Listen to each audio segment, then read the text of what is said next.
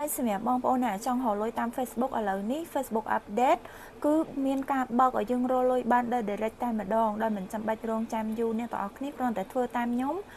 នឹងចូលទៅដាក់ទាំងអស់ជំហានទី1យើងចូលកន្លែង dashboard មកបន្តមកទៀតយើងរកមើលពាក្យ monetize អ្នកទាំងគ្នាចុចកន្លែង monetize ហ្នឹងមកតមកទៀតអ្នកទាំងគ្នានឹងឃើញវីដេអូពណ៌ខៀវកន្លែង content ហ្នឹងមកចុចកន្លែងហ្នឹងមកទៀតអ្នកទាំងគ្នាអូទៅលើនឹងឃើញ submit in stress ពណ៌ខៀវតមកអ្នកទាំងគ្នាចុចចូលកន្លែងទី1តមកអ្នកទាំងគ្នាជ្រើសរើស digital creator បន្ទាប់ពីអ្នកទាំងគ្នាចុច create ហើយអ្នកទាំងគ្នាចុច done ពណ៌ខៀវហ្នឹងមកមកចូលដល់កន្លែងទី2មាន reel មាន photo អញ្ចឹងអ្នកទាំងគ្នាបំពេញគ្រប់កន្លែងទាំងអស់មកតមកចុច done មកដល់កន្លែងទី3អ្នកទាំងគ្នាបំពេញព័ត៌មានអ្នកទាំងគ្នាទៅមាននឹងចាំខ្ញុំដាក់នៅខមមិននឹងខាងក្រោមណាតមកអ្នកគ្នាថយក្រោយវិញណាអ្នកគ្នាចុចថយក្រោយមក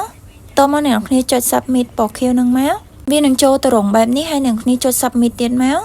ប៉ុណ្ណឹងគឺរួចរាល់ជាការស្រេចតែម្ដងព័ត៌មានហ្នឹងនឹងផ្ញើទៅដល់ក្រុមហ៊ុន Facebook អ្នកគ្នាគ្រាន់តែរងចាំតែប៉ុណ្្នឹងទេ Facebook update ថ្មីនេះគឺអត់ពិបាកដូចការសារមុននេះដល់គ្នាងាយស្រួលមែនតែនហ្មងគ្រាន់តែដាក់ស្នើទៅនឹងទទួលបាន